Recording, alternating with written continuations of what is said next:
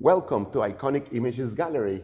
Today we are with Gered Mankowitz. I would like to ask you a few questions about this wonderful picture. Well, Jimi Hendrix, if I am not incorrect, moves to London in 1966. When did you meet him? I met him in '66, a few weeks or days after he actually arrived. By chance, or did he look for you? Or? Chas Chandler, who'd been the bass player in the Animals and who discovered Jimi in New York, brought him over to London, and he put him on at a little club called the Bag of Nails, which is just over the road here. Not far away from your studio? No, not far away at all. And that's where I first saw him and first heard him. When I went to the club and I first saw him, I was completely bowled over by how he looked. I mean, how he played was pretty amazing, but how he looked was just phenomenal. And I'm a photographer. I'm more interested in the visual than the sound. So, so that's why I was so keen to photograph him, because he looked fantastic.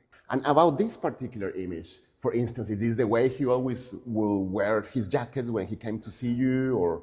Yes, I mean, there's no styling involved. This is Jimi.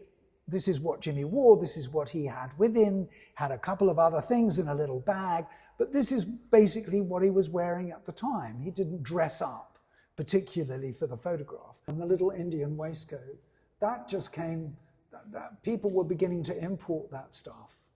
And this was just, he took to the fashion of the day like duck to water. It worked on him. It was as though it was made for him. It was entirely made for him. But it was just synchronicity. It was just the coming together, him, London, at that time. I opposed him like this because I thought it encapsulated the look of rock and roll at the time. I know you're used to working with many celebrities, but how was Jimi in front of the camera to get this shot? Was he a natural? Did you have to direct him? No, he was very natural. I think you always have to direct a little bit, but he was very natural, very easy to work with. He had no pretension. He had no, he wasn't experienced with having his photograph taken. So in a way, it's a completely fresh experience for him and for me and the whole thing. So he was easy. It wasn't difficult, and he took direction, very well, minor direction that I had to give him. But is there anything that you would have done in that such a short period of time that you that's a great question.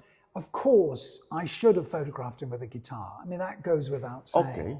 I should have definitely photographed him with a guitar, but it wasn't fashionable at that point in time for musicians to have instruments in the studio.